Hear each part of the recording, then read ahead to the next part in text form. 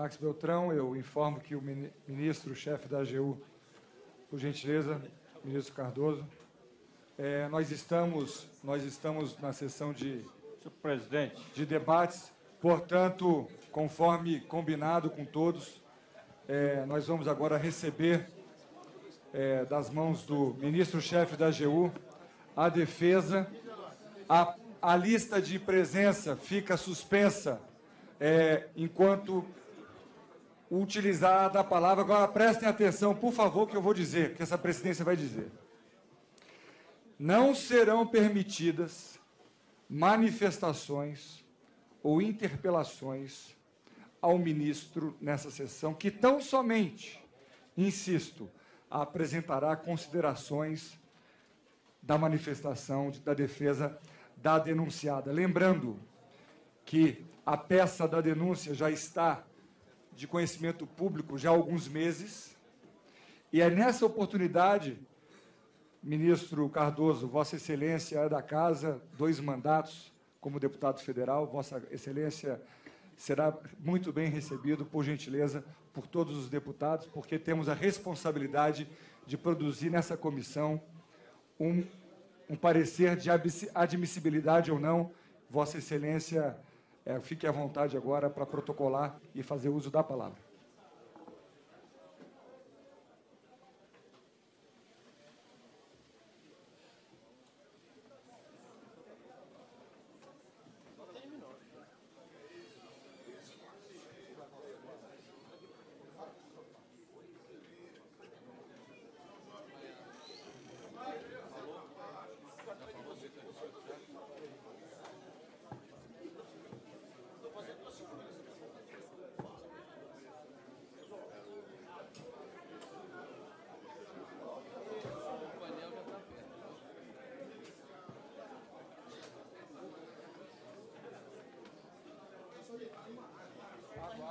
Tem suco de maracujá.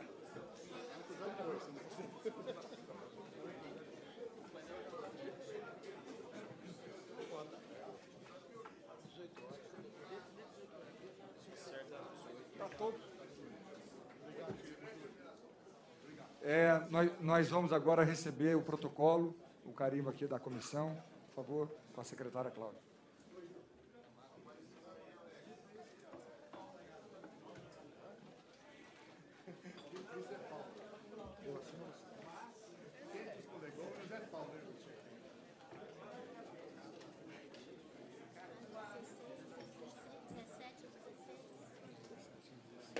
Chamar a Janaína para aprender aqui.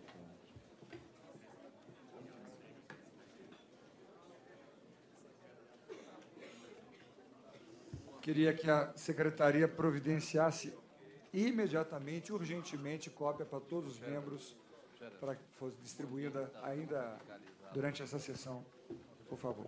Vossa Excelência, ministro Cardoso, tem a palavra.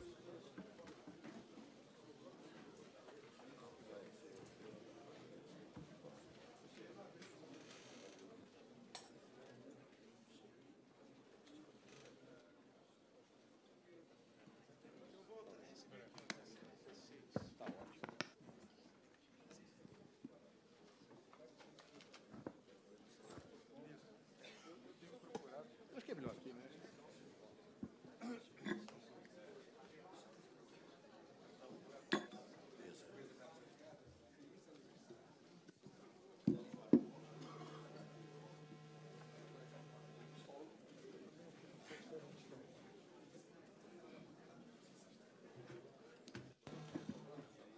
Excelentíssimo senhor deputado presidente desta douta e digníssima comissão especial, excelentíssimo senhor relator, senhores deputados, senhoras deputadas que integram a presente comissão.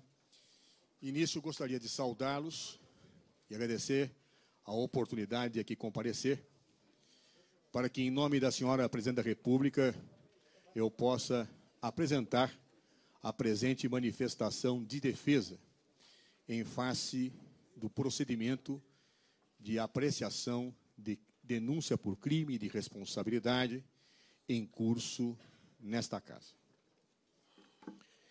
De início, senhores deputados, senhoras deputadas, eu gostaria de dizer que essa defesa que acaba de ser entregue, é uma defesa longa, exaustiva, são quase 200 páginas de texto, onde são feitas considerações de natureza jurídica, de natureza técnico-econômico-financeira. Por óbvio, nessa exposição, eu vou me limitar aos principais aspectos.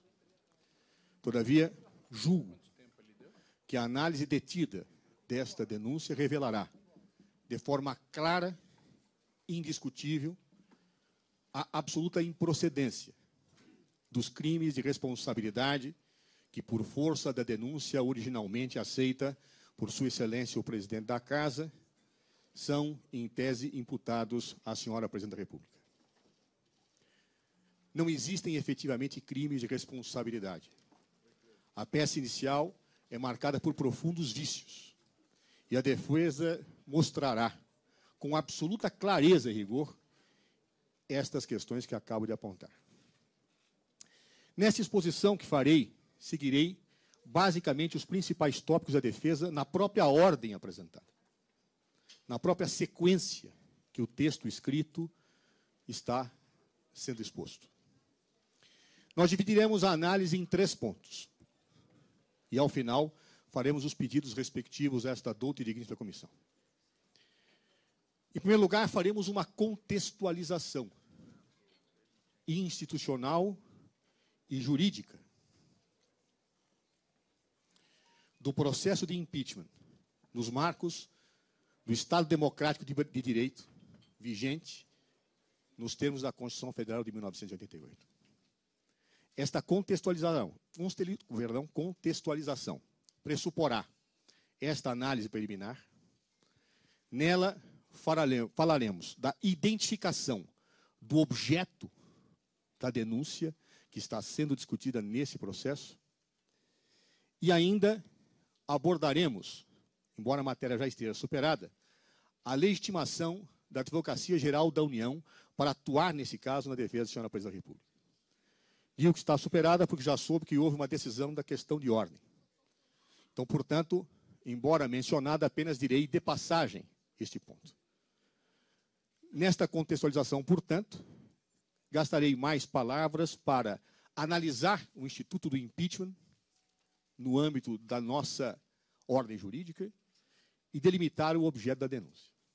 A posteriori, na segunda etapa da exposição, levantarei as questões preliminares, que, a meu juízo, caracterizam a absoluta invalidade desse procedimento e da ilegalidade do seu processamento na conformidade dos princípios constitucionais que estão afirmados na nossa lei maior. Esse procedimento vem se desenrolando, por diversos aspectos, em situação ofensiva à Constituição Federal e ofensiva à legalidade. Isso será objeto das questões preliminares que nós abordaremos. O terceiro segmento é a análise de mérito da denúncia. Nesta análise de mérito, nós enfocaremos os aspectos jurídicos, econômicos e financeiros que caracterizam os fatos denunciados aceitos pelo senhor presidente da Câmara neste processo. Feitos os desenvolvimentos e as análises desses 3 segmentos, ao final, apresentarei os requerimentos devidos em nome da autoridade presidencial que ora represento na qualidade de advogado-geral da União. Passo, então, senhores deputados, senhoras deputadas, à exposição. Começo pelo primeiro tópico, a contextualização histórica, política e jurídica de um processo de impeachment no direito brasileiro. A Constituição Federal de 1988 consagra claramente, logo na sua abertura, que o Brasil é um Estado democrático de direito. Essa expressão ela não é vazia, ela não é desdotada de significado. Dizer que o Brasil é um Estado democrático de direito implica em 2 realidades que precisam ser observadas. A primeira delas diz respeito ao que seja efetivamente um Estado de Direito. O que é um Estado de Direito? O Estado de Direito é aquele que produz o seu direito e faz com que os agentes que atuam em nome do Estado hajam de acordo com esse direito. O Estado de Direito é aquele que produz as leis e que a todos subordina, sem exceção, a estas mesmas leis. Ninguém pode fazer ou deixar de fazer alguma coisa a não ser em virtude de lei. Este é o princípio da legalidade, próprio e característico dos chamados Estados de Direito. Porém, nem sempre os Estados de Direito são Estados democráticos, como dizem os juristas. A ideia de democracia é a ideia em que a soberania popular se afirma como criando a produção do direito. Todo o poder emana do povo e em seu nome será exercido, ou diretamente, ou através de representantes eleitos pelo povo. Portanto, afirmar que a República Federativa do Brasil é um Estado democrático de direito significa que o direito a tudo orienta, e esse direito remonta na sua legitimidade à própria soberania popular. O Brasil, ao se afirmar como Estado democrático de direito, adotou o regime presidencialista de governo. Não adotou o regime parlamentarista, nem um regime misto, como acontece em alguns países. Disto deve-se extrair uma importante consequência jurídico-política para a nossa análise.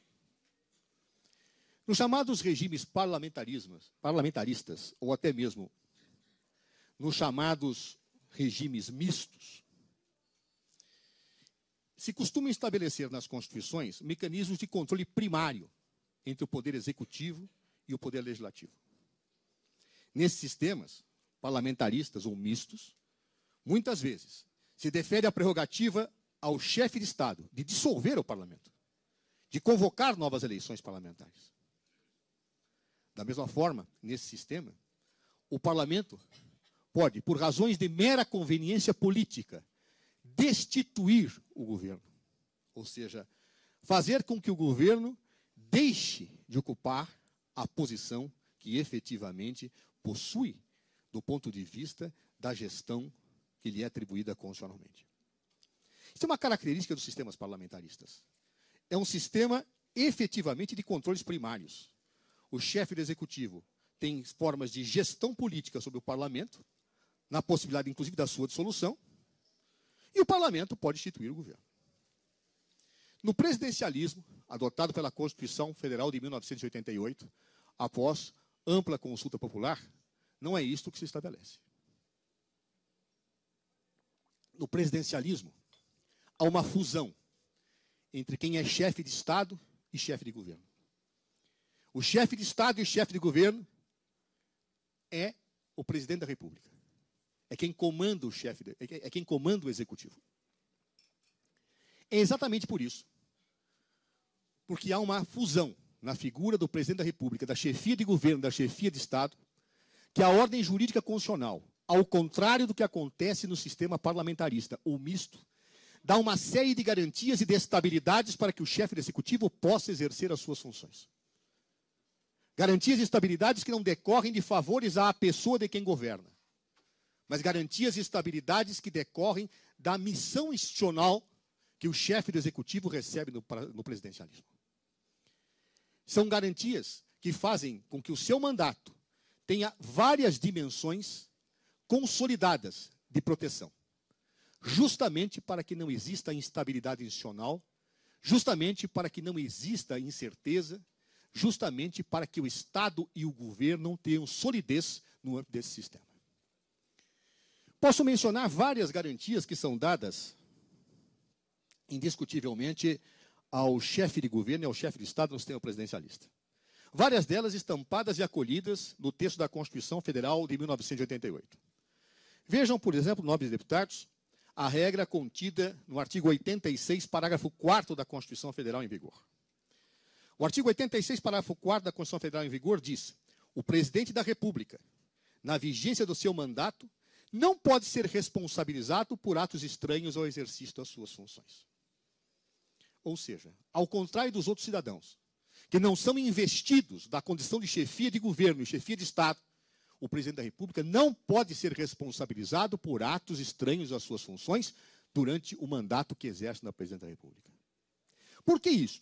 Um favor ao presidente? Um benefício um privilégio? Não, uma garantia institucional. Uma garantia institucional que afirma a estabilidade daquele que tem por missão conduzir o Estado e o governo, após legitimamente eleito pelas urnas. Outra garantia que a Constituição dá, demonstrando essa estabilidade institucional que se afirma no presidencialismo para quem chefia o Estado e o chefia de governo. Artigo 86, parágrafo 3º da Constituição Federal. O parágrafo antecedente àquele que há pouco li, diz o seguinte: enquanto não sobrevier sentença condenatória, nas infrações comuns, o presidente da República não estará sujeito à prisão. Ao contrário dos outros cidadãos, nas infrações comuns, o senhor presidente da República não pode ser preso, a menos que tenha uma sentença condenatória. Por quê? Um favor a ele? Não. Garantia institucional. Garantia de Estado. Garantia de governo. Outro aspecto. Artigo 51, inciso 1 da Constituição Federal. De acordo com o artigo 51, inciso 1 da nossa lei maior, compete privativamente à Câmara dos Deputados: 1. Autorizar, por 2/3 de seus membros, a instauração de processo contra o presidente e o vice-presidente da República e os ministros de Estado.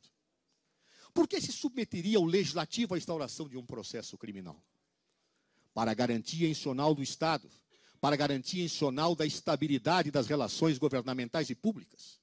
Não é um privilégio, não é uma vantagem em razão da pessoa do presidente, mas uma segurança institucional que aponta pelos valores que cercam o presidencialismo em quaisquer formas constitucionais que adotam esse regime de governo. Da mesma forma, há que se observar ainda a regra da prerrogativa de foro, prevista no artigo 102, inciso 1, letra B da Constituição Federal. Somente o Supremo Tribunal Federal pode julgar originariamente o presidente da República. Privilégio? Não. Isso não se trata de uma forma de escapar da jurisdição, nem de violentar em maneira alguma situações características do Estado de Direito. Se trata de assumir uma prerrogativa de estabilidade, para que o chefe do Executivo, o chefe de Estado, o chefe de governo, seja julgado apenas pela Suprema Corte do nosso país. Note-se, portanto, que todo o conjunto de valores que está estampado na nossa Constituição demarca esta garantia de estabilidade institucional indispensável, imprescindível para o sistema presidencialista. É diferente no parlamentarismo. É diferente no sistema misto, onde conveniências políticas podem destituir e mudar governos. No presidencialismo, não. Os mandatos são outorgados e legitimamente devem ser exercidos com absoluta estabilidade, salvo situações excepcionalíssimas, de grande intensidade valorativa e de clara ofensa a princípios sensíveis do texto da Constituição. Somente em situações extremas no presidencialismo se admite a cassação do mandato do presidente da República.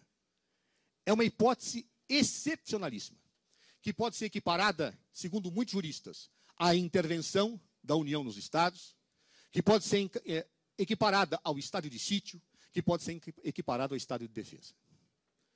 O impeachment, portanto, no presidencialismo, é uma situação de absoluta excepcionalidade institucional, justamente por força das garantias que marcam esse sistema de governo. Portanto, no presidencialismo, jamais se poderá falar que qualquer governo possa ser afastado por uma mera decisão política, por uma situação episódica de impopularidade, por algum tipo de situação natural do mundo da política que não seja absolutamente extraordinária e de gravidade afrontosa aos princípios basilares do sistema. Não há impeachment no sistema presidencialista sem situação de gravidade extrema, sem excepcionalidade extrema, sem incontrovérsia absolutamente que se ponha como induvidosa. Esta é a realidade constitucional subjacente e que demarca, do ponto de vista político e jurídico, a compreensão que devemos ter do processo de impeachment no direito brasileiro. Bem, feitas essas considerações, cumpre que venhamos a entender, juridicamente, a forma pela qual a nossa Constituição acolhe o chamado processo de impeachment. Processo pelo qual o presidente da República pode perder o seu mandato. Como visto, o processo de impeachment não é um processo meramente político, como alguns falam. É um erro, é um equívoco, grosseiro, juridicamente refutado por toda a doutrina e por toda a jurisprudência. O processo de impeachment é um processo jurídico-político. Por quê? Porque não se afasta politicamente um presidente eleito no presidencialismo. Ele só pode ser afastado se ocorrerem pressupostos jurídicos claros, indiscutíveis. Somente quando ocorrem esses pressupostos jurídicos claros e indiscutíveis é que se abre a possibilidade de se fazer uma apreciação política sobre a eventual conveniência ou não de permanência do presidente da República.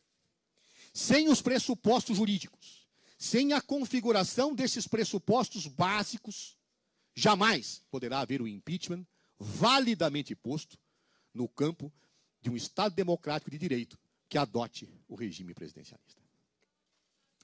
E qual é, efetivamente, o pressuposto jurídico para que ocorra um processo de impeachment?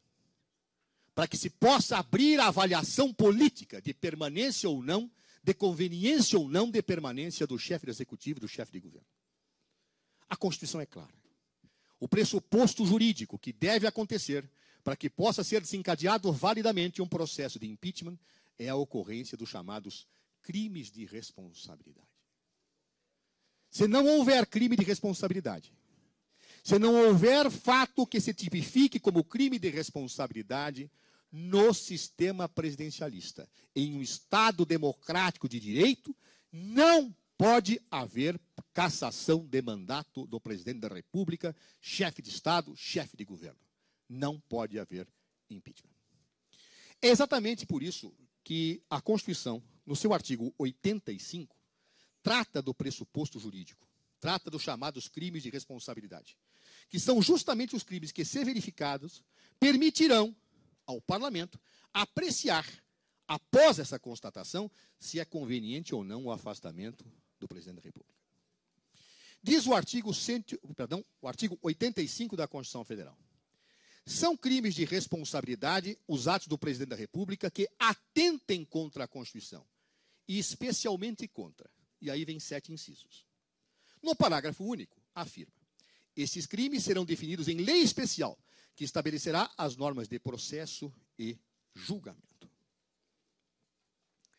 Muito bem. Fica claro que o rol do artigo 85, ao dizer o que são crimes de responsabilidade, foi taxativo. No entanto, remeteu a matéria para uma lei especial. Lei especial antiga dentre nós. A Lei 1079 de 1950. Ou seja, a Constituição fornece o arquétipo normativo para a tipificação dos crimes de responsabilidade e é a legislação infraconstitucional quem vai tipificá-los. As normas constitucionais não têm palavras inúteis. As normas constitucionais, elas expressam os valores e os pressupostos pelos quais um legislador deve tratar de um tema. Colocam limites, balizas e orientações.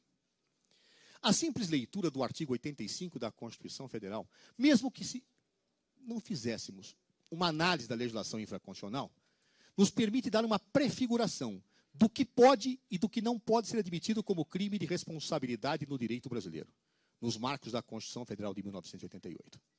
Basta ler e fazer uma exata exegese do artigo 85 da Constituição Federal para que isto resulte claro. Topicamente, pela interpretação adequada que a doutrina e a jurisprudência fazem do artigo 85, eu gostaria de dizer pontualmente quais são os aspectos exigidos pela Constituição para que possa ser configurado um crime de responsabilidade. Primeiro ponto.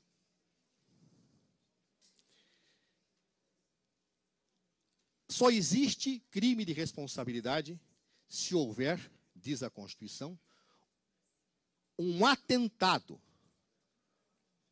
à lei maior. A expressão é clara. São crimes de responsabilidade os atos do presidente da República que atentem contra a Constituição. Note-se, o legislador constitucional não fala que violem, não fala que violentem. Não utiliza palavras mais fluidas, nem mais brandas. Ele fala que atentem. Fala em atentado. Fala em violência. Fala em ato extremo. Fala em ato de ruptura a princípios sensíveis. Quem desrespeita a lei não atenta contra o seu espírito. Quem viola a lei não comete um atentado à ordem jurídica.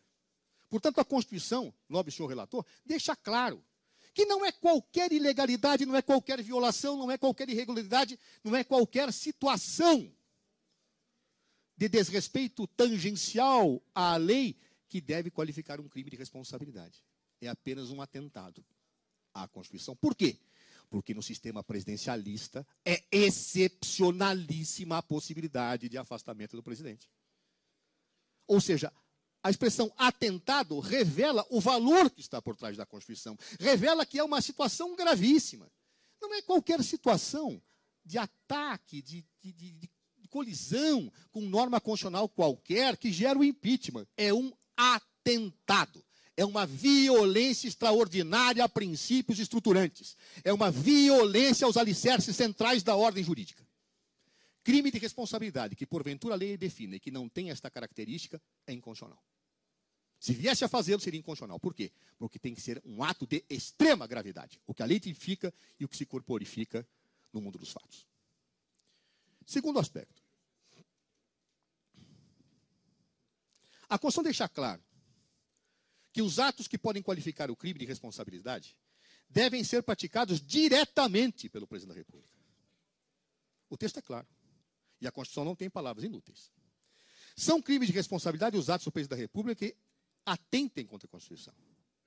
Atos do presidente da República. Atos que não sejam atribuídos a ele. Atos que não decorram do exercício da sua competência direta. Atos que não sejam diretamente advindos da sua ação administrativa não qualificam impeachment. Portanto, para que possamos ter a possibilidade de um crime de responsabilidade, é necessário que tenhamos um ato do presidente da República. É o que diz a Constituição. Se desagrada a alguém, que se mude a Constituição. Não é o que está dito. Atos do presidente da República. A doutrina é clara e indiscutível. Inclusive quando aprecia esta matéria em âmbitos de cassação de governadores e de prefeitos. Que por analogia sistêmica ou do ponto de vista federativo se aplica. Basta ver a jurisprudência. Tem que ser ato imputável diretamente ao chefe do executivo. Terceiro ponto. Para que exista o crime de responsabilidade, embora a Constituição aponte uma situação meramente exemplificativa, é necessário a tipificação legal. Não há crime sem prévia lei que o defina. Não há crime sem tipo legal antecedente. Portanto, indiscutivelmente, em que pese a Constituição tenha trabalhado com afirmações amplas, exige-se para a configuração do crime de responsabilidade a previsão legal que estritamente identifique a parte delituosa.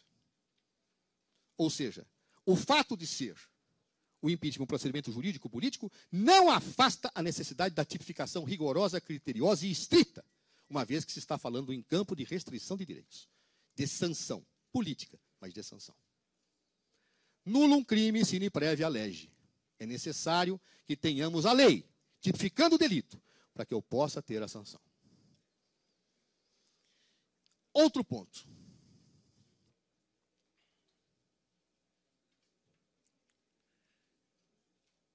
Não podem qualificar como impeachment os atos praticados fora do exercício do mandato ou das funções de presidente da República. É a aplicação ao texto do próprio artigo 86, parágrafo 4º da Constituição Federal, que já li. O presidente da República não pode ser responsabilizado criminalmente nem politicamente por atos que sejam praticados fora do exercício das suas funções.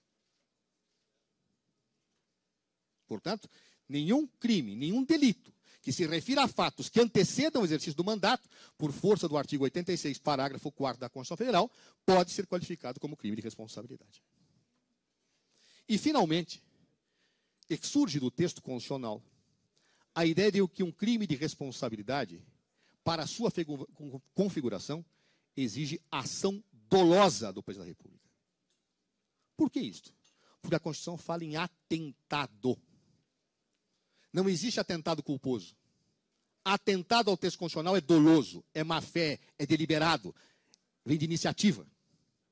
Impossível a configuração, data máxima vênia de entendimentos opostos, de crime de responsabilidade sem ação dolosa do primeiro mandatário do país.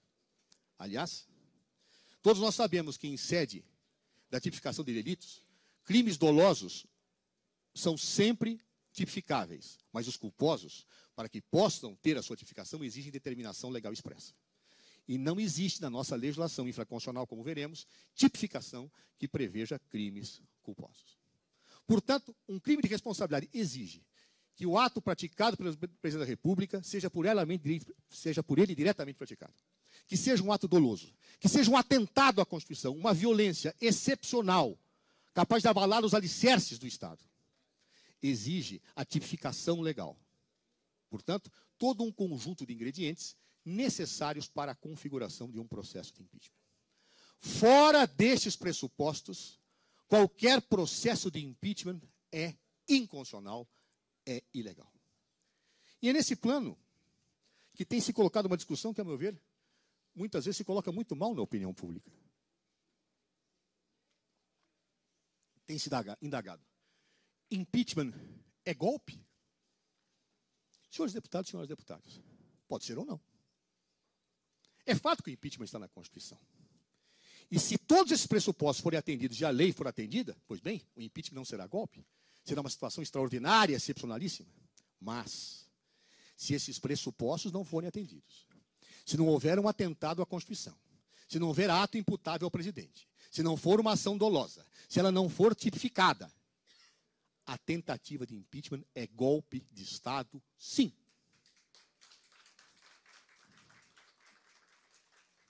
O que é um golpe?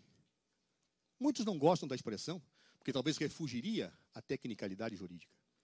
Mas eu vou capturá-lo na política e vou aplicá-lo ao direito. Golpe é a ruptura da institucionalidade.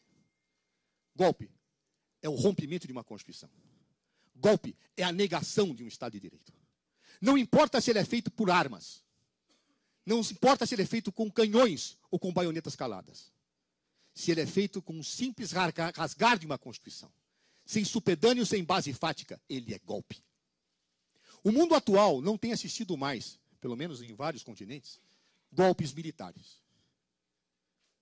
Por isso, hoje, se buscam discursos retóricos, se buscam discursos de formulação de falsos ingredientes jurídicos para se justificar a violência. E isto é grave. Golpe, com ruptura da Constituição, abala a institucionalidade de um país. Golpe, com ruptura da Constituição, ofende o Estado democrático de direito. Golpe, com o rasgar de um texto constitucional, como o nosso, que custou tanto sangue, tantas dores, tantas lutas para ser afirmado, é algo que jamais será perdoado pela nossa história. Que será mal visto internacionalmente, que trará insegurança jurídica, que trará incertezas institucionais e conflitos que são inaceitáveis. Posso dizer a Vossa Excelência, portanto, que o impeachment que rasga a Constituição do Brasil, que não tenha pressupostos jurídicos, ou feito por razões de conveniência política ditado pela maioria, é algo que traz duas graves consequências. A primeira delas é a ruptura tensionadora, conflituosa, com uma institucionalidade que não pode ser rompida. A segunda delas, igualmente grave, é o fazer nascer de um novo governo sem legitimidade e sem condições de governabilidade institucional. Pouco importa aos homens que, porventura, venham assumir o governo num caso de ruptura constitucional. Pouco importa se são bons, se são maus, se são probos, se não são. A verdade é que um governo no Estado Democrático de Direito precisa ter legitimidade, derivada da lei e da soberania popular. Se a Constituição foi rasgada e se o povo não foi às urnas, não há legitimidade para um governo que possa, porventura, assumir nessas condições. Não há legitimidade interna, não há legitimidade externa, e um governo nestas condições dificilmente conseguirá cumprir a missão que o Estado lhe reserva. Há que se pensar nisso, há que se pensar na história, há que se pensar nos compromissos institucionais quando se decide uma matéria dessa natureza. Mesmo em relação àqueles que discordam de um governo legitimamente eleito, o compromisso com a institucionalidade não pode ser rompido, sob pena de graves consequências históricas, políticas, econômicas, sociais e de segurança jurídica para um país. Não há segurança jurídica, não há segurança institucional com ruptura da ordem e com o rasgar de uma Constituição. É por isso, senhores deputados e senhoras deputadas, que este processo deve ser objeto desta contextualização prévia. Impeachment é excepcional. Impeachment só ocorre a partir de pressupostos jurídicos. Ignorar isso e tratar esta questão como uma questão corriqueira do mundo político, de disputas próprias do nosso mundo, é um erro histórico imperdoável. Faço essas considerações preliminares e a seguir, então, essas considerações introdutórias, e passo, então, agora ao segundo tópico dessa contextualização, que diz respeito exatamente à questão relativa à identificação do objeto do presente impeachment. Como todos os senhores sabem,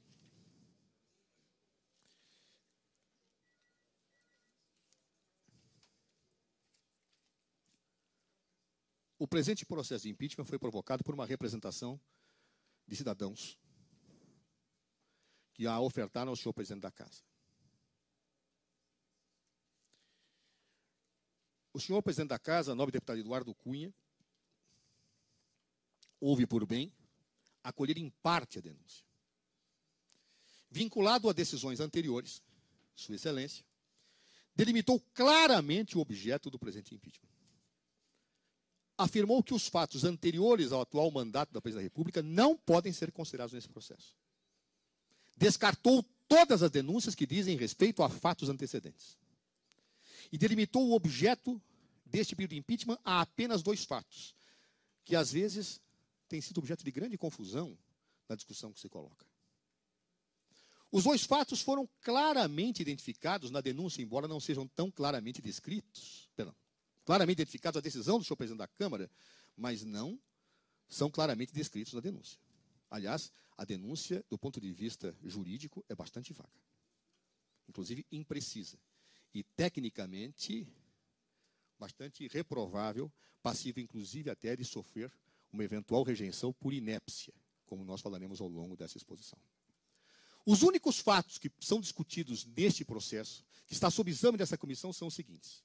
De acordo com a decisão do presidente da Casa, que é quem tem competência para definir esse objeto e dar início ao processo de impeachment. Primeiro, a edição de 6 decretos não numerados, nos meses de julho e agosto, todos fundamentados no artigo 38 da Lei 13.080, de 2 de janeiro de 2015, e no artigo 4º da Lei 13.115, de 20 de abril. Portanto, 6 decretos não numerados que abrem créditos adicionais.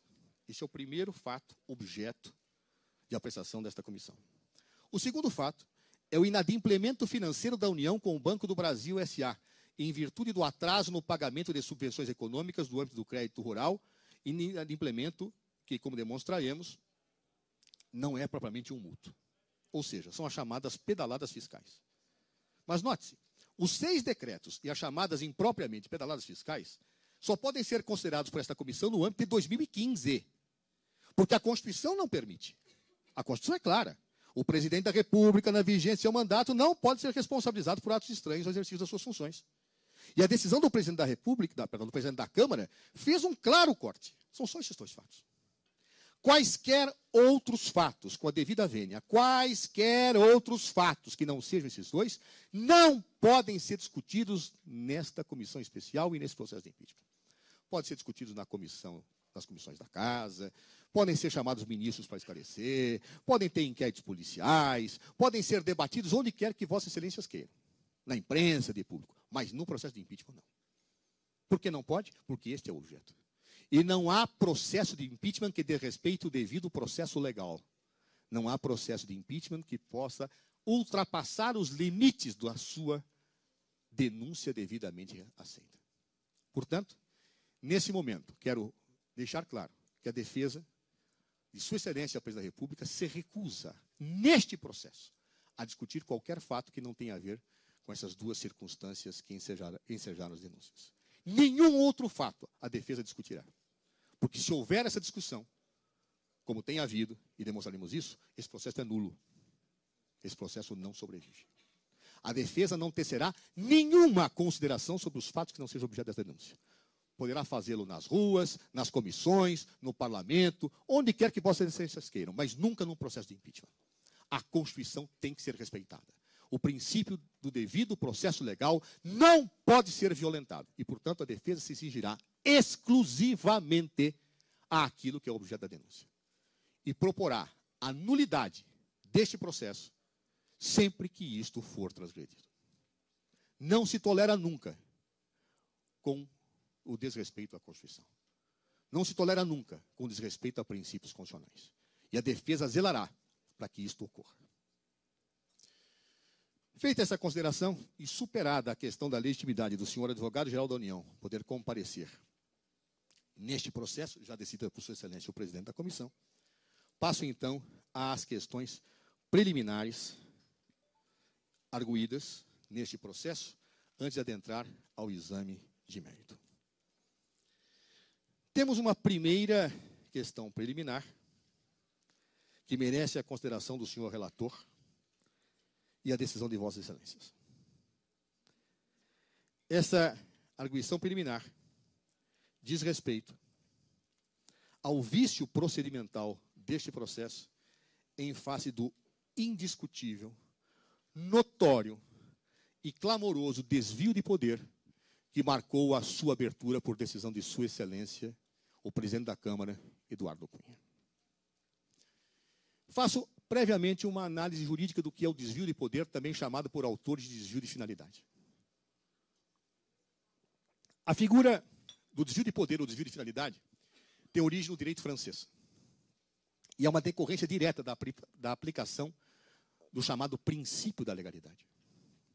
Ninguém pode fazer ou deixar de fazer alguma coisa a não ser em virtude de lei. Por isso, as autoridades que são investidas no exercício da função pública recebem essa investidura da lei. Suas competências são aquelas que a lei estabelece. E quando a lei estabelece as competências para que uma autoridade pública venha atuar, o estabelece para que alcance um certo fim, um fim de interesse público. Toda outorga de competência a uma autoridade pública existe para atender um fim, que é o interesse público, que é o fim que a lei quer que seja alcançado. Não há competência legal ou constitucional que não vise exatamente atribuir a alguém a possibilidade de atuar para alcançar uma finalidade. Por que a nossa legislação atribuiu ao senhor presidente da Câmara a competência para decidir pela abertura de processo de impeachment? Justamente para que examinasse os pressupostos dos requerimentos e, diante da comprovação inicial, desencadeasse um processo com a finalidade de cumprir a Constituição. Esta é a finalidade da competência outorgada ao presidente da Câmara dos Deputados quando aprecia um processo de impeachment. Verificar apenas se a Constituição está sendo cumprida. Ora, conforme fartamente documentado e noticiado pela imprensa e apresentado nesta defesa, que ora trazemos à consideração de Vossas Excelências, a decisão do presidente Eduardo Cunha não visou, na abertura desse impeachment, o cumprimento da Constituição. Não era esta a sua intenção, não foi esta objetivamente a sua finalidade. Os fatos ficaram claros, os fatos foram evidenciados. Sua Excelência, o presidente Eduardo Cunha, usou da sua competência para fazer uma vingança e uma retaliação à chefe do Executivo, porque esta se recusara a garantir no Conselho de Ética, ao qual ele estava submetido, os votos que o seu partido poderia lhe dar para que ele não pudesse ser processado naquele momento. Ou seja, a imprensa noticiou fartamente isto, que Sua Excelência, o presidente da Câmara, parecia fazer um movimento pendular entre a bancada oposicionista e a bancada situacionista, na perspectiva de evitar que as fortes acusações contra ele dirigidas pudessem ensejar a abertura de um processo de cassação do seu mandato. Não faço acusações ao presidente da Casa aqui, porque respeito o direito de defesa. Acho que todos devem ter o direito de defesa. Não importa a gravidade das acusações que sejam cometidas. Não importa, inclusive, de muitas vezes, Sua Excelência até mesmo ter imaginado que eu participava de uma conspiração junto com o Procurador-Geral da República contra ele. Ele tem o direito de defender-se e tem o direito de demonstrar a sua inocência. Isso tem que ser respeitado. Todavia, naquele momento, agia o senhor presidente da Câmara no movimento pendular. Dialogava com as bancadas oposicionistas, dizendo, olha, se vocês não vierem abrir processo contra mim, eu abro impeachment. E mandava recados ao governo dizendo, se vocês não garantirem seus votos, eu abrirei o processo de impeachment.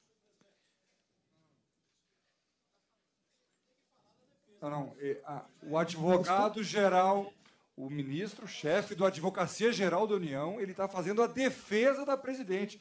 Portanto, nós temos que ouvir com a máxima cautela, a ampla defesa.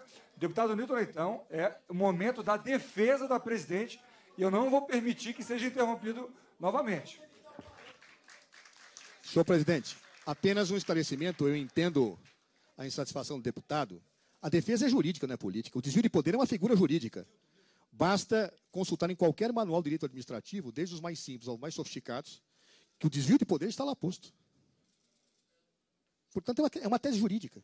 E o desvio de poder se comprova faticamente. É isso que estou fazendo. Não estou fazendo discussão política. Bem, prossigo. Ora, a imprensa documentou fartamente esse movimento pendular. Documentou, e várias matérias de jornais são aqui juntadas. Inclusive, observo que houve um momento em que os próprios oposicionistas, não importa as razões que efetivamente os motivaram, fazem uma nota dizendo que seriam favoráveis à abertura do processo de cassação do presidente. É nesse momento que a pressão sobre o governo se intensifica. A imprensa noticia com clareza que eram mandados emissários ao governo para dizer que se não se garantisse os votos no Conselho de Ética, o processo de impeachment seria aberto. A presidente da República se recusou a fazer quaisquer gestões em relação à bancada do seu partido. Sabe que um governo que se curva a esse tipo de situações não tem legitimidade, efetivamente, para governar. As matérias são fartas. Posso citar várias. Cunha vincula impeachment a voto de petistas, no dia 1/12 de 2015. Análise política, chantagens e chantagens. Conde não esconde sua tropa de choque, retalhará a presidente Dilma Rousseff e decidirá pela abertura de processo de impeachment da chefe de governo se os 3 deputados do PT no Conselho de Ética votarem a favor da abertura do processo de perda do mandato. E assim vai. Até que, logo após a oposição ter manifestado sua posição pela abertura do processo de impeachment, os 3 deputados da bancada do Partido dos Trabalhadores, partido da Presidência da República, também declaram textualmente que votarão pela abertura. Imediatamente após, sem esconder o seu propósito, sem esconder o seu desvio de poder, o presidente Eduardo Cunha determina a abertura do processo de impeachment que se encontrava nas suas mãos, parado já há algum tempo. Imediatamente. E a imprensa diz, Cunha retalia PT e acata pedido de impeachment contra Dilma. Cunha perde apoio do PT e aceita impeachment. Eduardo Cunha autoriza abrir processo de impeachment de Dilma. E aí, uma matéria duríssima, se me permitem dizer, em que diz, o Brasil à mercê de um chantagista. Ora, senhores, esses são indícios suficientes de comprovação do desvio de poder. O processo de impeachment não foi aberto pelo exercício normal da competência legal e constitucional de Sua Excelência, o presidente da Câmara. Foi aberto como retaliação. Foi aberto como vingança. Foi aberto, inclusive, para se fazer, em contraponto, o processo de impeachment à sua própria condição efetiva de cassação do seu mandato. Esta é uma verdade inexorável. E volto aqui à doutrina. Me lembro do ilustre professor Celso Antônio Bandeira de Mello, sem sombra de dúvida, um dos maiores administrativistas brasileiros, se não o maior, vivo hoje, que ao analisar o desvio de poder, deixa claro que o móvel ilícito, em atos que levam certa discricionariedade valorativa de decisão, gera presunção absoluta, iure et de iure, em relação à sua ocorrência. ou seja, havendo a comprovação do móvel ilícito, se dessume inexoravelmente o desvio de poder. E o ato é viciado, o ato é ilegal. É o que afirma a doutrina. É o que vem do direito francês. É o que afirmam os publicistas de todo o mundo. O ato de abertura do presente processo de impeachment, portanto, está viciado. Esse processo é nulo. O Supremo Tribunal Federal debate essa matéria e ainda não teve uma apreciação definitiva sobre essa questão. A terá. E tenho certeza que esta questão implicará na invalidação ab início desse processo de impeachment. Não se tolera ato praticado com desvio de poder. Não se pode ter um início que marca um pecado original inafastável para este processo. Portanto, se requer anulação desse processo pelo clamoroso desvio de poder de Sua Excelência, o presidente da Casa, Eduardo Cunha, ao determinar a abertura deste processo de impeachment. Segunda preliminar. Conforme decorre destes autos, Sua Excelência, o presidente da Casa, determinou aos autos desse processo a juntada da delação premiada feita por Sua Excelência, o senador Delcídio do Amaral.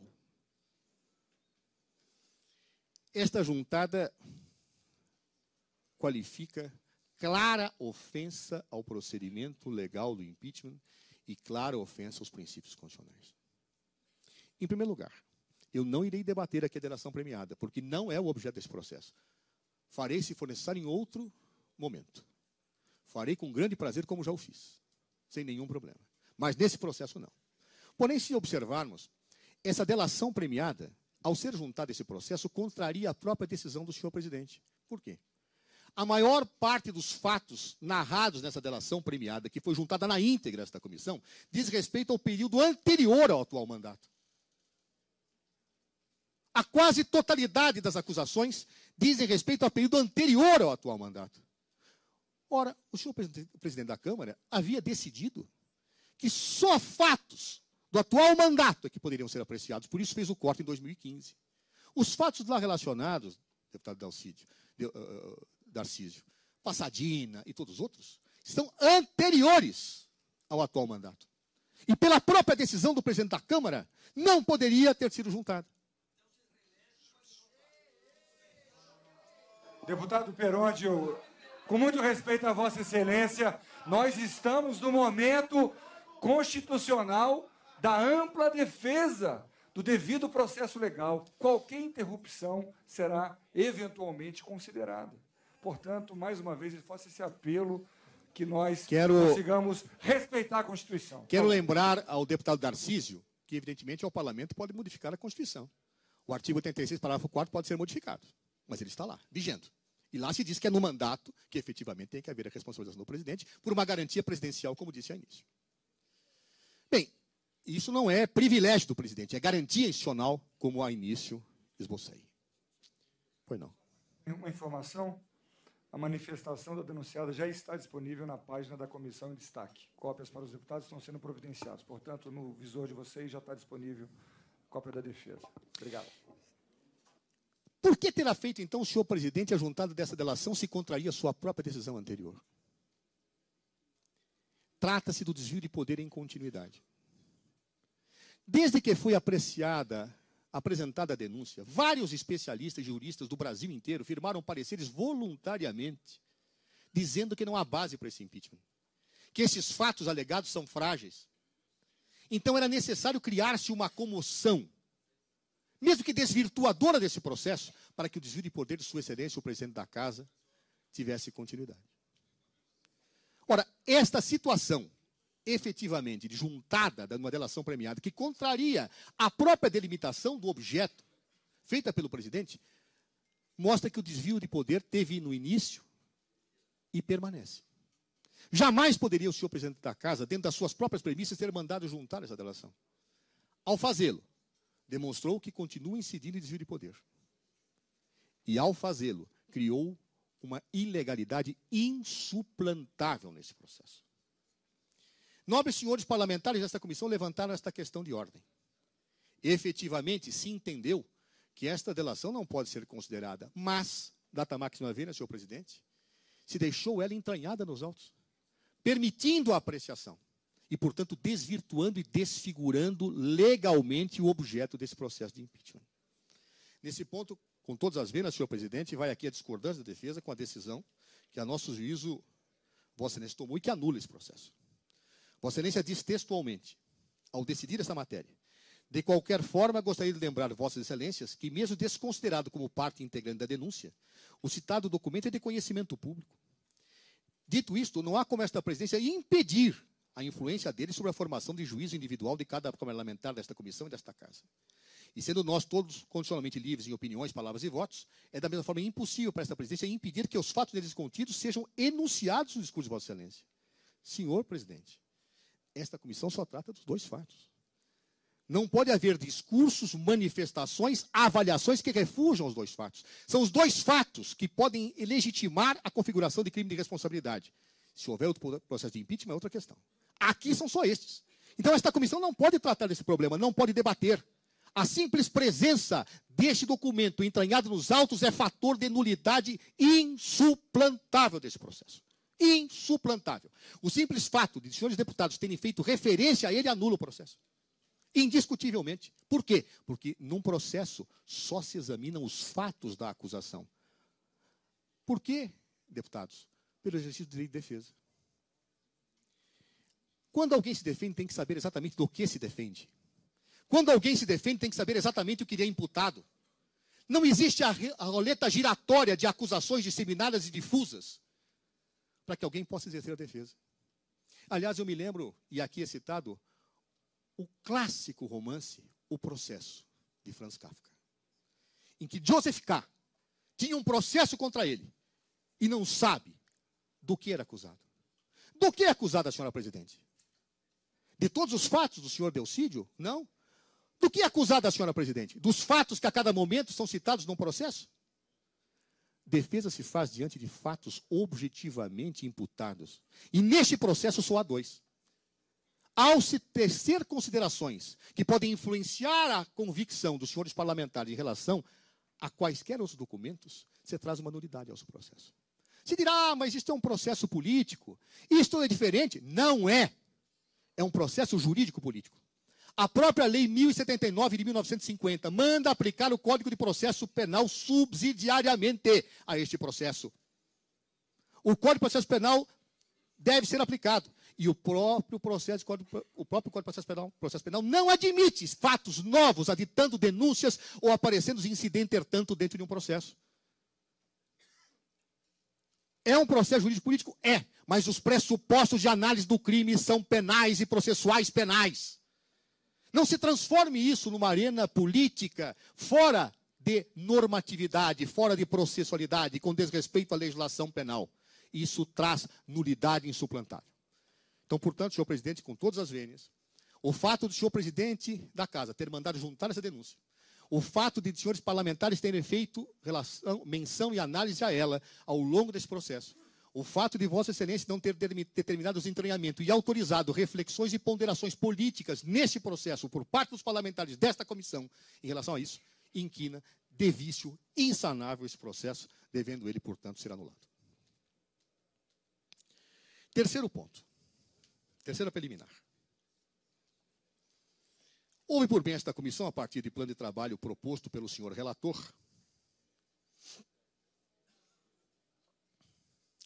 por realizar uma etapa procedimental em que seriam ouvidos os autores da denúncia, para melhor esclarecer. Quero observar que, em ação de descumprimento de preceito fundamental proposta pelo Partido Comunista do Brasil, o rito de impeachment foi rigorosamente tratado pelo Supremo Tribunal Federal. E nos termos de voto vencedor de Sua Excelência o ministro Luiz Roberto Barroso, ficou claro que o procedimento de impeachment que seria aplicado em quaisquer casos a partir do julgamento desta ação tomaria como parâmetro o processo de impeachment realizado pelo então ou contra o então presidente da República, Fernando Collor de Mello. Aquele era o parâmetro.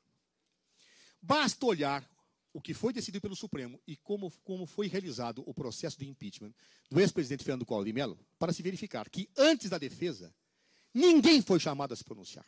Ninguém. Por quê? Porque depois da denúncia vem a defesa. Assim foi feito e essas foram as regras. Ao inovar esta comissão com todas as vênias, fazendo com que com que cidadãos que subscreveram a denúncia aqui comparecessem para esclarecer a denúncia, incorreu em gravíssimo equívoco processual. Primeiro, porque se respeitou o rito definido pelo Supremo Tribunal Federal. Em segundo lugar, porque não existem esclarecimentos verbais de autor de denúncia em processo de natureza criminal. Se a denúncia não é clara, se a denúncia é obscura, ela é inepta. Não pode o julgador chamar a pessoa do denunciante para esclarecer o que disse. Até porque isto é uma ofensa ao direito de defesa. Não pode o denunciante aduzir fatos, fazer colocações em agregação à denúncia para esclarecê-la. Ou ela se sustenta por si, ou não se anexa ao seu subscritor para explicá-la. Não existe isso no Estado de Direito. É inaceitável e caracteriza ofensa aberta e escancarada ao princípio do devido processo legal e às normas aplicáveis de acordo com a Lei 1079 de 50 ao processo de impeachment. Ao aqui virem mais, os cidadãos que denunciaram fizeram considerações estranhas ao objeto do processo. Falaram de toda a denúncia e não apenas daquilo que estava sendo discutido. Falaram de inúmeros fatos que haviam sido rejeitados pelo presidente. Como se pode esclarecer uma denúncia que não está em curso? Como se pode tecer considerações sobre fatos que não foram recebidos pelo presidente da casa, sem violação aberta, escancarada e desabrida ao direito de defesa da autoridade presidencial denunciada? É uma violação flagrante, tumultuária, indiscutível, inarredável do processo de impeachment na forma com que está estabelecido. Portanto, neste caso, feriu-se o rito do procedimento do impeachment. Feriu-se o direito de defesa da senhora presidente da República. Feriu-se a Constituição. E, portanto, o processo se impõe como nulo de pleno direito.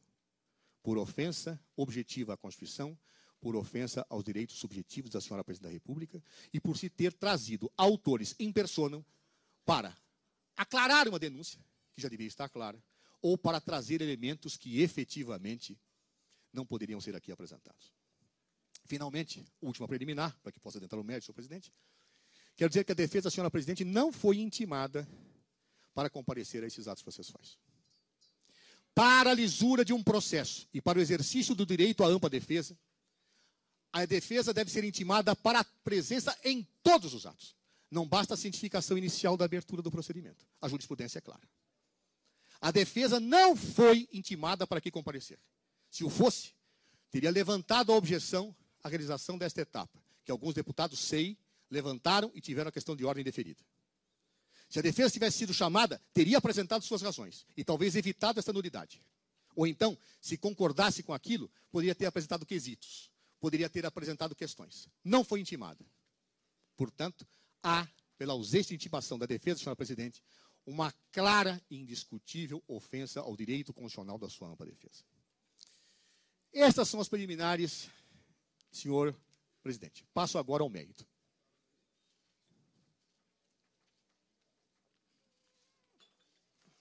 A denúncia apresentada pelos cidadãos que a subscrevem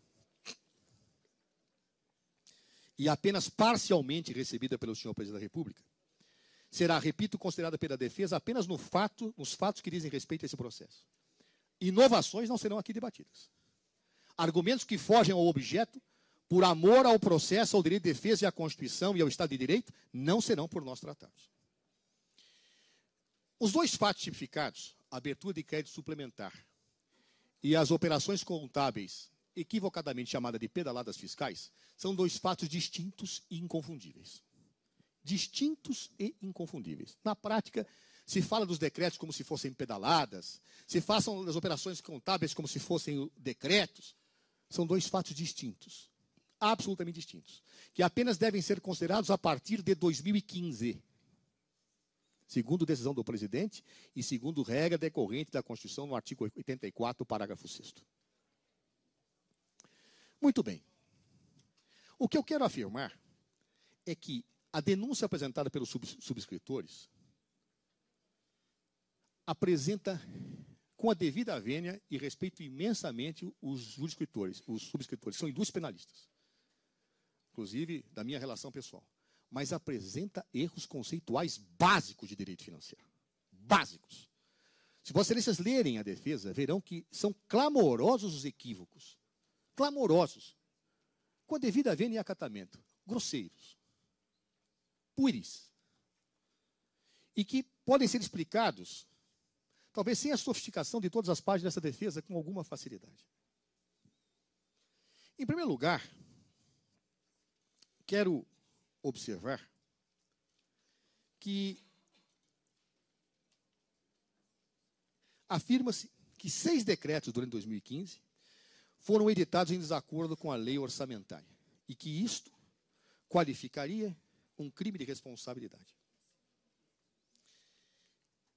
Fala-se que esses decretos teriam violentado as metas fiscais, teriam implicado em gastos fiscais excessivos, teriam levado a um desequilíbrio financeiro que abalou o país. Afirmar-se isso é desconhecer minimamente direito financeiro. Minimamente. Por quê? Porque não se pode confundir a gestão orçamentária com a gestão financeira. Quem já atuou na administração pública sabe disso, sem dificuldade. Mas é possível que pessoas que efetivamente não militem nesta área tenham dificuldade de entendê-la. O que é o orçamento do programa, deputado Júlio Lopes? É uma lei que estabelece uma programação, em que você faz uma previsão daquilo que vai arrecadar e estipula onde vai gastar. A lei orçamentária é uma decorrência do princípio da legalidade. Ninguém pode fazer ou deixar de fazer alguma coisa a não ser em virtude de lei. Logo, o administrador só pode gastar naquilo que a lei autoriza. É a regra. É uma programação. É claro que quando a lei orçamentária é aprovada pelo Congresso Nacional, se faz uma estimativa de receita. Essa estimativa pode se cumprir ou não se cumprir. Pode haver recursos e pode não haver. Foi por isso que a Lei de Responsabilidade Fiscal criou instrumentos que garantem o controle financeiro a despeito da programação orçamentária. Isso se processa através do chamado contingenciamento. O que é o contingenciamento? Muitas vezes eu tenho uma previsão de recurso. Muitas vezes eu tenho uma previsão de que um recurso entre. Mas o recurso pode não entrar. A receita pode estar superestimada. Então, se autoriza a possibilidade de edição de um ato administrativo que limite o gasto a despeito da possibilidade orçamentária. É isto, com a devida vênia, o que dizem todos os especialistas de direito financeiro e a própria lei de responsabilidade fiscal, o deputado Júlio Lopes. O que é o contingenciamento? É a limitação de gasto que, em tese, está admitido no orçamento. É por isso que, às vezes, se faz essa confusão, e é comum se fazer na imprensa. Ah, você não gastou tudo aquilo que devia no teu orçamento. Eu não podia. Por que não podia? Porque estava contingenciado. Porque havia um decreto que limitava. E por que o decreto limitava? O decreto limitava porque não tinha recurso para fazê-lo. Tem orçamento, mas não tem o financeiro. Tem orçamento, mas não tem a possibilidade de gastar. Tem orçamento, ou seja, autorização legal para gasto, mas não tenho efetivamente como desembolsar. Isso é de uma obviedade cristalina. Muito bem. É óbvio que quando eu falo em créditos suplementares, eu não estou falando em gestão financeira, estou falando em gestão orçamentária. E por que se fazem créditos adicionais suplementares? A lei prevê os casos em que isso acontece. Taxativamente, prevê. Na maior parte das vezes, não tem nenhuma implicação com o gasto financeiro. Por quê? Porque quem regula o gasto financeiro é o contingenciamento. Na defesa há um exemplo, a meu ver, muito claro. E me permitam traduzir para a linguagem mais comum, não técnica. Imaginem os senhores que no começo do ano, um pai de família resolva fazer o orçamento doméstico. E numa das etapas coloca lá, gastos na feira. E prevê que vai gastar mensalmente R$ 500 na feira.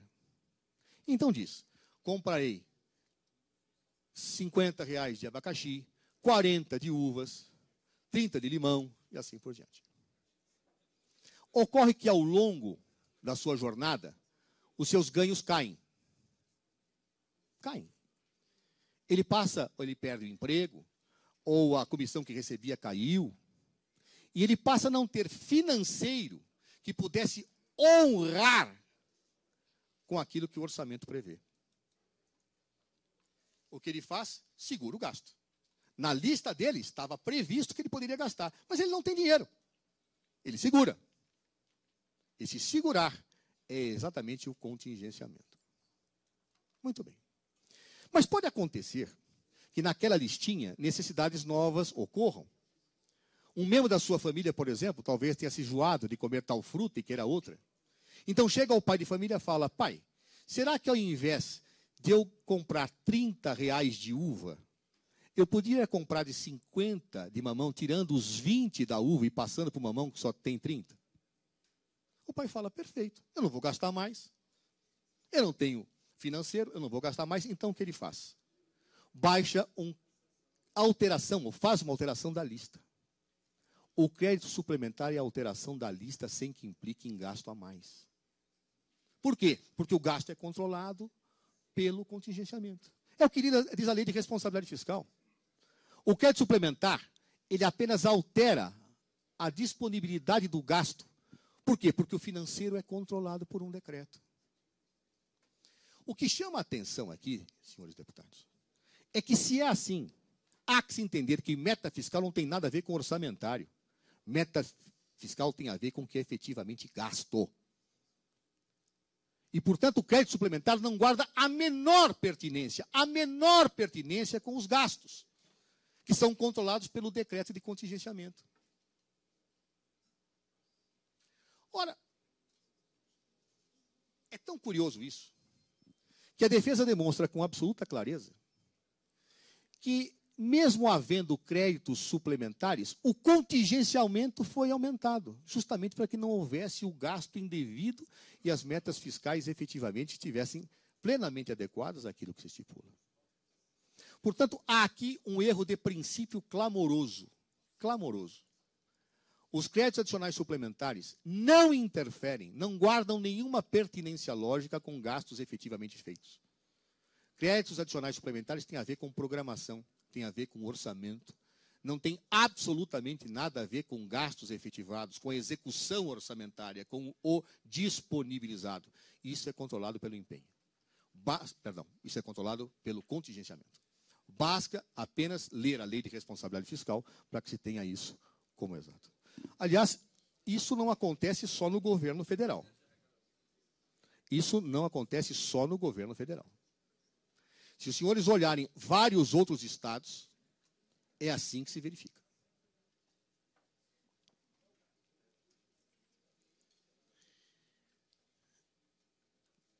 Em síntese, portanto, os créditos adicionais suplementares decididos por decreto não afetaram metas fiscais.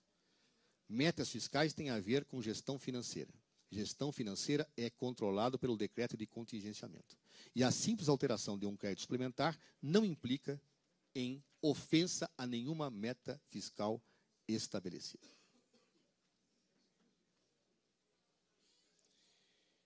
Ou seja, não há nenhuma ilegalidade a ser imputada ao presidente da República.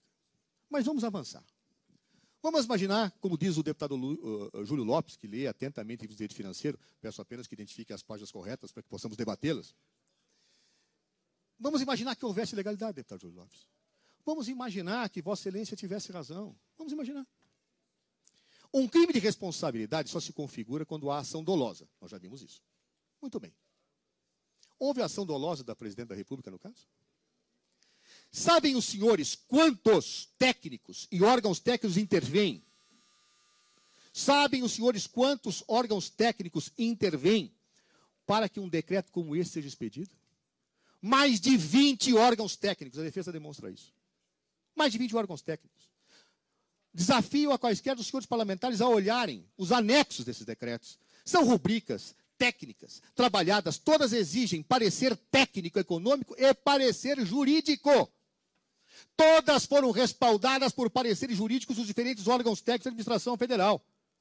Imaginam, senhores, que a Presidente da República, ao receber um relatório como este, irá agir com má fé? Quando todos os técnicos, todos, dizem que isto é possível, que é factível e que deve ser feito? Há um princípio de direito, que é o princípio da legitimidade dos atos administrativos. Os atos administrativos se presumem legais até prova em contrário. Ora, todos esses decretos foram estribados em manifestações de órgãos técnicos consideradas e presumidas legais. Imaginar-se que Sua Excelência, o Presidente da República, tivesse uma ação dolosa ao baixar esses decretos, quando a própria AGU, quando o Ministério do Planejamento e seus órgãos técnicos, formados por pessoal competente e de carreira, firmou esses estudos de alto detalhamento, seria um verdadeiro absurdo. Aliás, chama a atenção uma questão. Os créditos suplementares que foram baixados, embora os autores da denúncia pareçam confundir, não são firmados só para o Executivo e a pedido do Executivo. Não são firmados. Os outros poderes também pedem, e é por decreto que se baixa. Um dos decretos que está aqui colocado foi pedido pelo Poder Judiciário, pela Justiça do Trabalho. Incorreu o presidente do Superior Tribunal do Trabalho, do TST, em crime também? Ao pedir a adequação, incorreu em crime? Quero lembrar que o próprio TCU também pede. E vai se dizer que a Presidente da República é culpada por isso? Quando um outro poder pede, quando técnicos atestam do outro poder que isso deve ser feito, quando técnicos do Executivo também afirmam que isso é factível, onde está o dolo? Onde está a má-fé? Portanto, mesmo que houvesse ilegalidade na expedição dos decretos suplementares, parece induvidoso que dolo da chefia do Executivo não há. Aliás, a jurisprudência é absolutamente tranquila no Brasil, ao dizer que o chefe do Executivo, que se baseia em pareceres técnicos dos órgãos competentes, não age com má fé, mesmo que porventura ilegalidade possa ser imputada ao seu comportamento. Se crime de responsabilidade, como visto pela Constituição e pela lei, exige dolo, esse simples fato descaracteriza abertamente a ocorrência desse delito. Ainda gostaria de observar, no plano da descaracterização do dolo presidencial, nesses decretos, algo importante. Não há ilicitude. Não se pode confundir gestão financeira com gestão orçamentária. Mas há de argumentando tanto. Imaginemos que houvesse. Durante 15 anos, desde a entrada em vigor da Lei de Responsabilidade Fiscal, o Tribunal de Contas da União e os Tribunais de Contas dos Estados admitiram essa prática. 15 anos. Todos os estados executaram. E, portanto, se essa casa decidir pelo impeachment da Presidente da República, haverá processo de impeachment em todo o país. De governadores e prefeitos. Saibam disso. Todos praticam a mesma coisa. Todos. Por quê? Porque as Cortes de Contas sempre aceitaram isso. Houve um momento em que, em 2014, todavia, o Tribunal de Contas da União decidiu o oposto. Mudou-se a jurisprudência. E, curiosamente, com a devida vênia, se passou a discutir se o Presidente da República, mesmo tendo praticado atos antes da mudança jurisprudencial, deveria ser penalizado por isso. Existe punição retroativa? Se eu proíbo a partir de agora um comportamento, quem realizou o ato quando o comportamento era admitido deve ser punido. Se eu puno a partir de agora que as pessoas bebam água, quem bebeu água ontem deve ser penalizado. A partir do momento em que o Tribunal de Contas da União modificou o seu entendimento e que houve um trânsito julgado do seu acórdão, o Executivo não baixou mais esses decretos.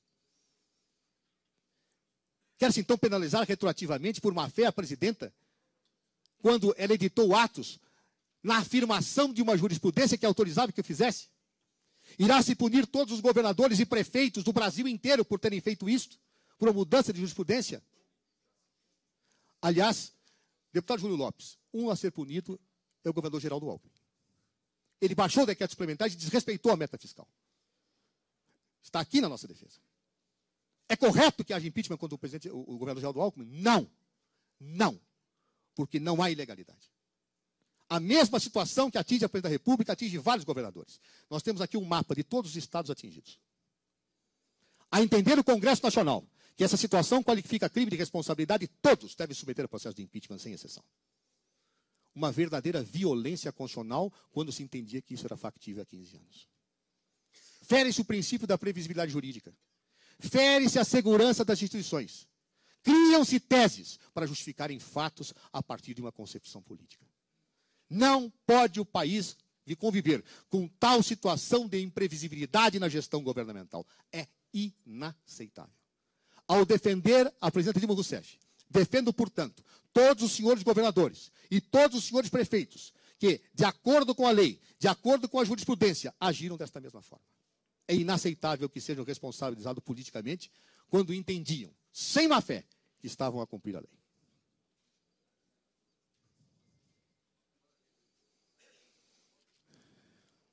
Um outro aspecto.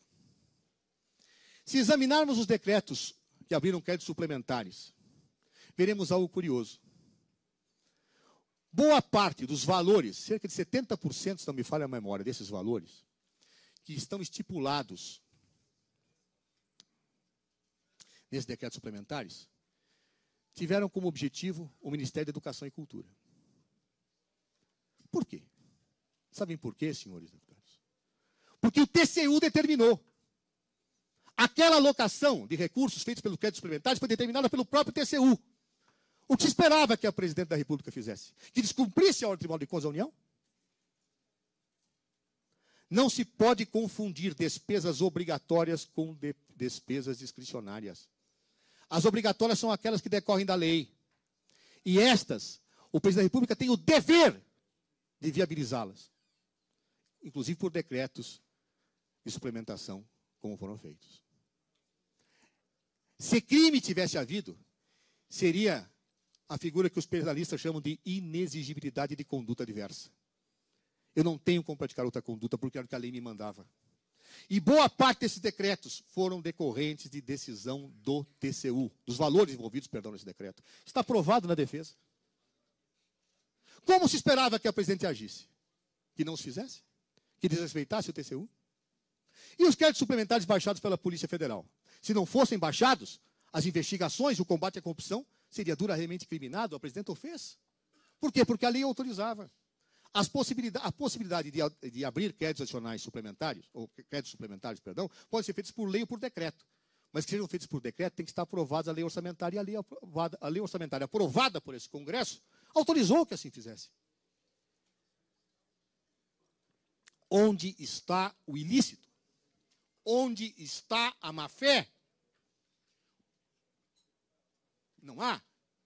E se não há ilícito, se não há má-fé, se há inexigibilidade de conduta diversa, não há crime. Não há crime de responsabilidade. Não há o pressuposto jurídico para a abertura de um processo de impeachment.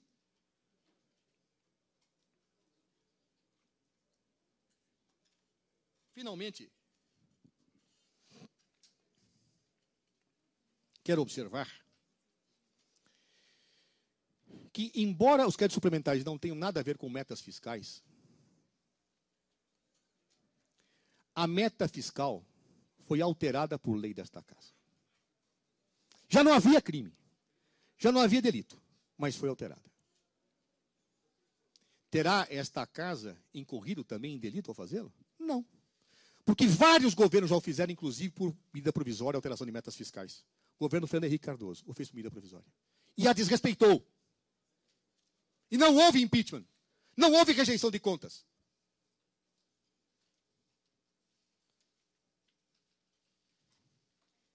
Neste caso, a lei foi alterada. A meta foi cumprida. E os decretos não têm nada a ver com isso. Há crime.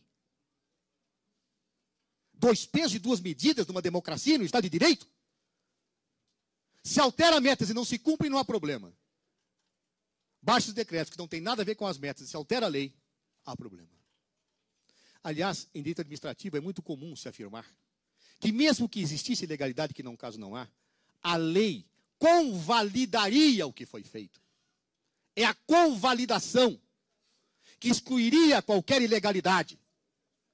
A lei deu cobertura para a alteração das metas fiscais, que em nada foram afetadas pelos decretos que estão sendo considerados. Portanto, senhor presidente, me valendo exclusivamente dos decretos, dos 6 decretos de 2015, que sequer ainda foram apreciados pelo TCU, que estão sob análise, que o plenário não apreciou, onde nada foi considerado, se pretende a configuração de um crime de responsabilidade não investigado, não apurado, não decidido, em que não há dolo, em que não há ilicitude, em que existe inexigibilidade de conduta diversa, em que se cumpriu apenas o que a lei determinava. Passo então ao segundo ponto do mérito. As chamadas impropriamente pedaladas fiscais.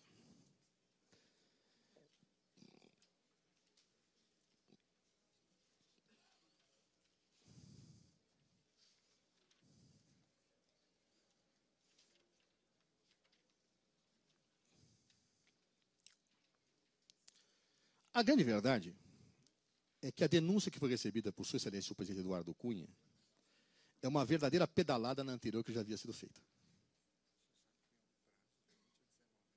Que horas são? Eu acabo. Tá bom. Por que uma pedalada? Porque a denúncia originalmente apresentada dizia respeito a 2014. Quedou ela em exame pelo presidente Eduardo Cunha há muito tempo, até que posteriormente foi aditada. E foi apenas recebida naquele momento em que se configurou o desvio de poder, para fins dos fatos que ocorriam no atual mandato de Sua Excelência, Presidente da República. Muito bem. Logo, o que está em consideração é exclusivamente as operações de crédito, as chamadas pedaladas fiscais, praticadas no ano de 2015.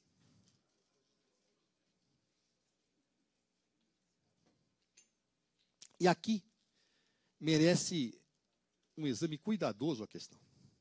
A denúncia salta aos olhos pela sua inépcia. Salta aos olhos.